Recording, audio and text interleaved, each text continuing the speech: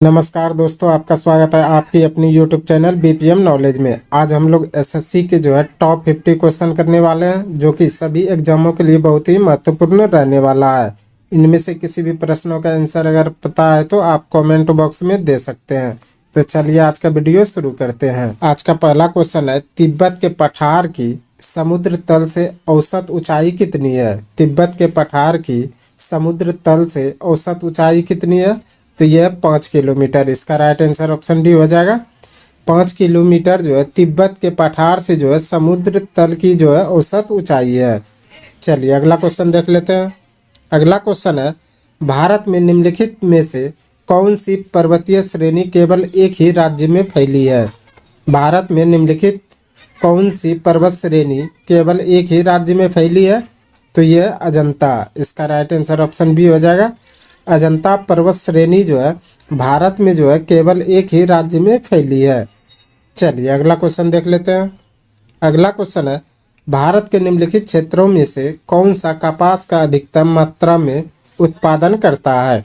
भारत के निम्नलिखित क्षेत्रों में से कौन सा कपास का अधिकतम मात्रा में उत्पादन करता है?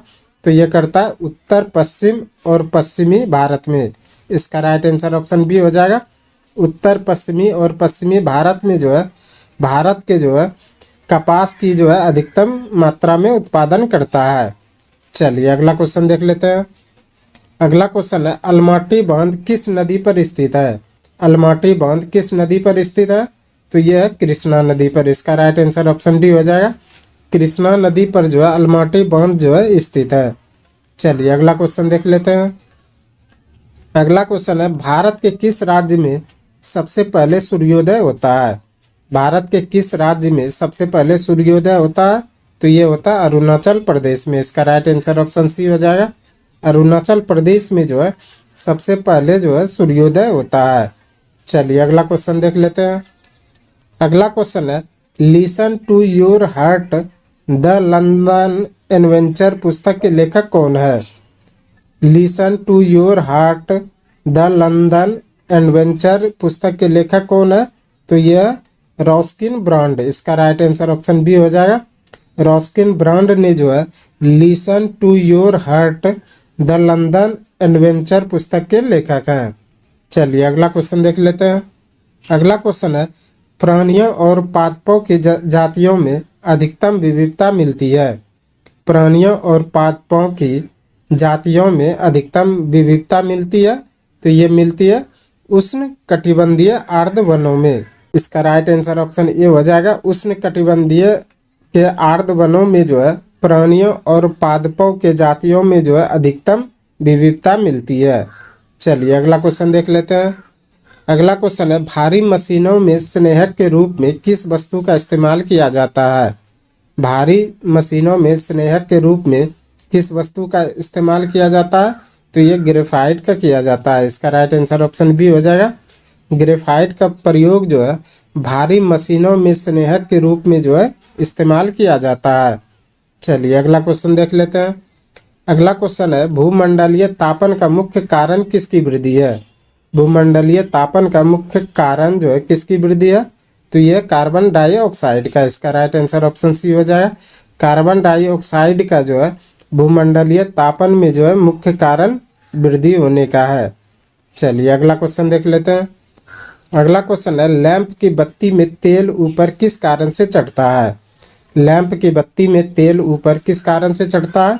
तो ये केशिकीय क्रिया परिघटना के चलते। इसका राइट आंसर ऑप्शन डी हो जाएगा। केशिकीय क्रिया परिघटना के चलते लैंप के बत्ती में तेल ऊपर की ओर चढ़ता है। चलिए अगला क्वेश्चन देख लेते हैं। अगला क्वेश्चन है, राइबोसोम की संरचना में क्या होती है? राइबोसोम की संरचना में क्या होती है? तो ये होती है आरएनए तथा प्रोटीन्स। इसका राइट आंसर ऑप्शन बी हो जाएगा। आरएनए तथा प्रोटीन्स राइबोसोम की संरचना में होती है। चलिए अगला क्वेश्चन देख लेते हैं। अगला क्वेश्चन है, यक्ष्मा के रोगियों में निम्नलिखित में से कौन सी औषधि प्रभावशाली होती है? यक्ष्मा के रोगियों में निम्नलिखित कौन सी औषधि प्रभावशाली होती है? तो ये होती है रिम्फोसिम्पसन। इसका राइट आंसर ऑप्शन डी हो जाएगा।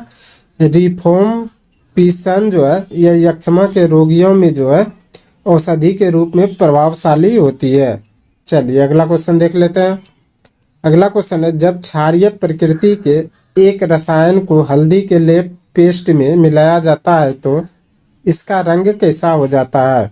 जब क्षारीय प्रकृति के एक रसायन को हल्दी के लेप में मिलाया जाता है तो इसका रंग कैसा होता है? तो ये हो जाता है पीला। इसका राइट आंसर ऑप्शन बी हो जाएगा। पीला जो है, जब एक क्षारीय प्रकृति को एक रसायन के हल्दी के लेप में जो है मिलाया जाता है तो इसका रंग पीला हो जाता है। चलिए अगला क्वेश्चन देख लेते हैं। अगला क्वेश्चन है, किस पादप को शाकीय भारतीय डॉक्टर का उपमा प्रदान की गई है? किस पादप को शाकीय भारतीय डॉक्टर की उपमा प्रदान की गई है? तो ये तुलसी को। इसका राइट आंसर ऑप्शन बी हो जाएगा। तुलसी को जो है शाकीय भारतीय डॉक्टर की उपमा जो है प्रदान की गई है। चलिए अगला क्वेश्चन देख लेते हैं। अगला क्वेश्चन है, प्रतिजैविक एंटीबायोटिक दवाएं विषाणु वायरस पर प्रभावी नहीं होती है क्योंकि इनमें किसकी अभाव होती है?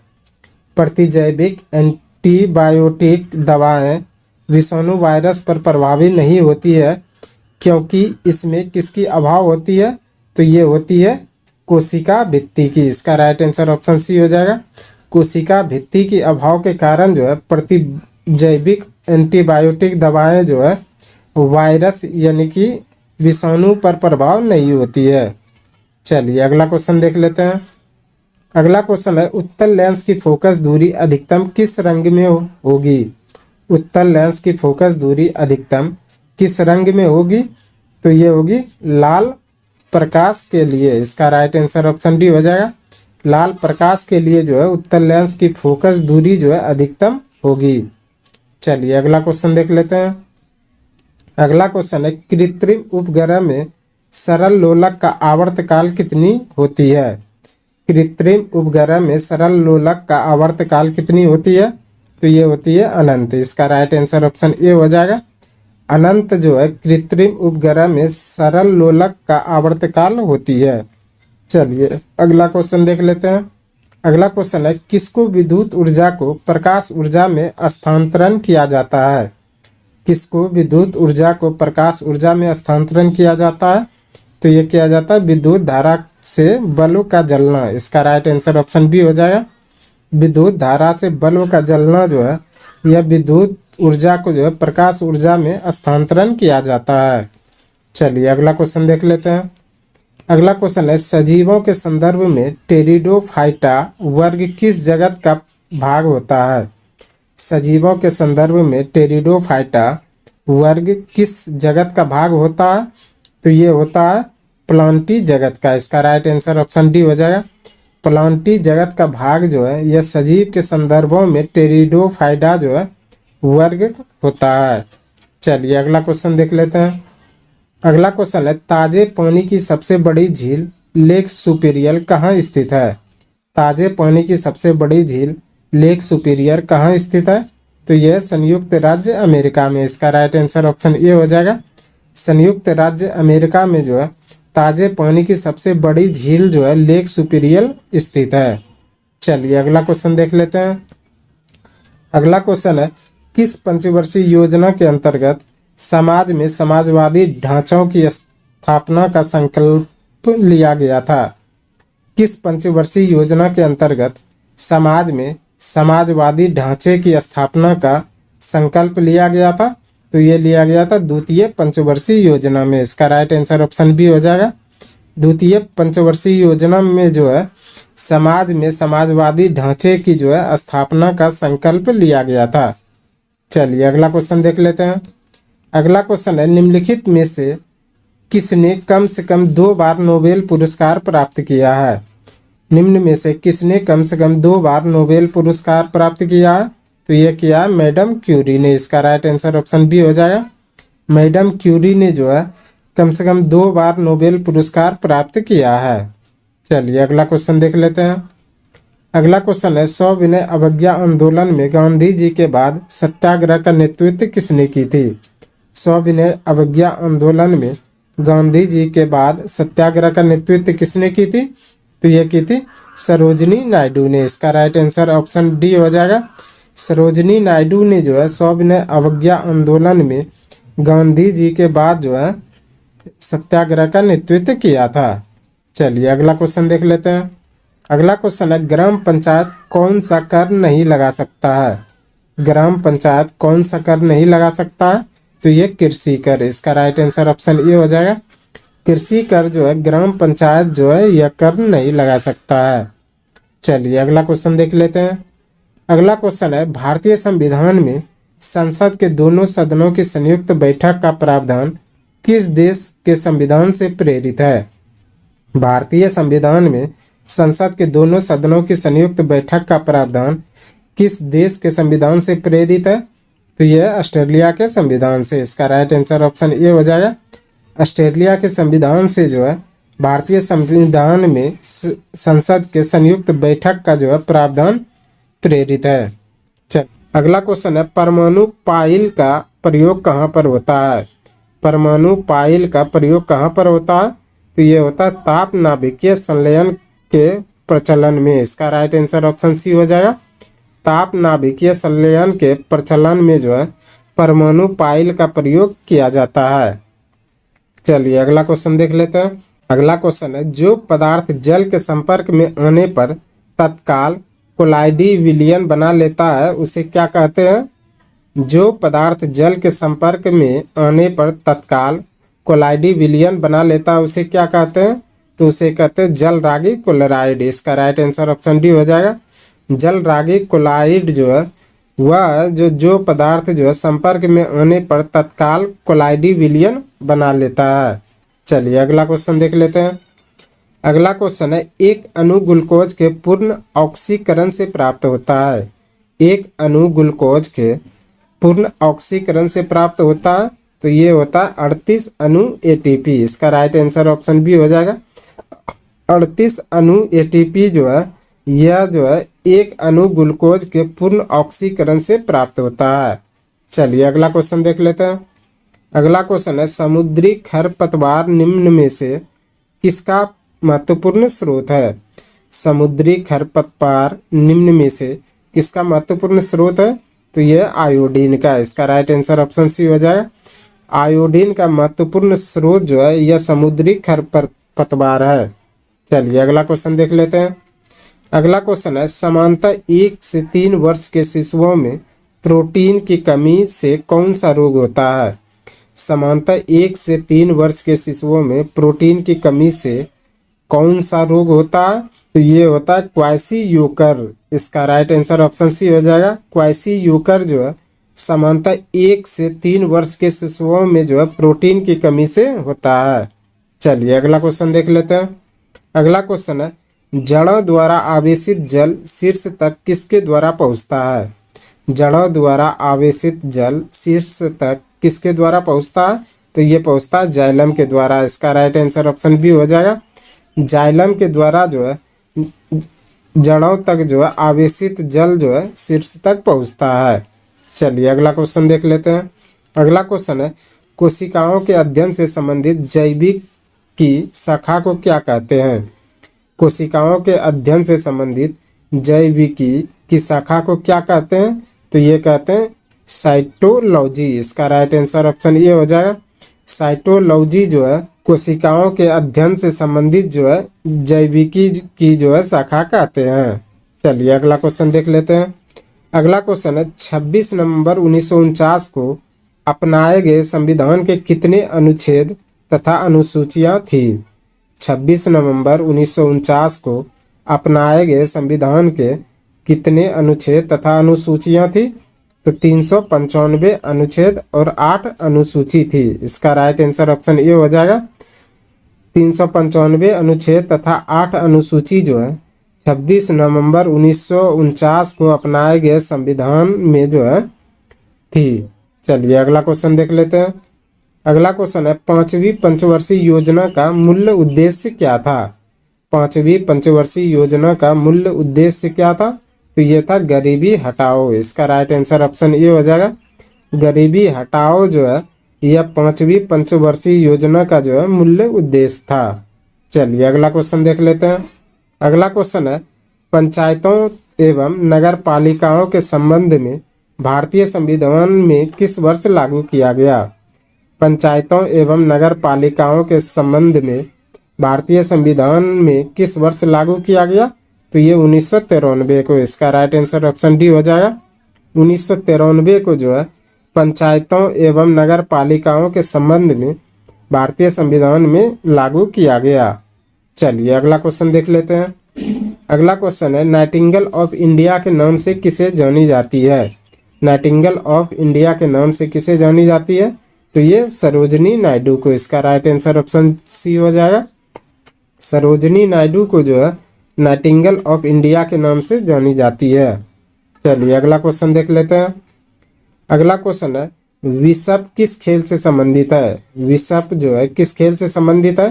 तो यह शतरंज से, इसका राइट आंसर ऑप्शन सी हो जाएगा। विशप जो है शतरंज खेल से संबंधित है। चलिए अगला क्वेश्चन देख लेते हैं। अगला क्वेश्चन है, भारत की अर्थव्यवस्था को सबसे अच्छे ढंग से किन शब्दों में व्यक्त किया जा सकता है? भारत की अर्थव्यवस्था को सबसे अच्छे ढंग से किन शब्दों में व्यक्त किया जा सकता है? तो यह मिश्रित अर्थव्यवस्था में, इसका राइट आंसर ऑप्शन डी हो जाएगा।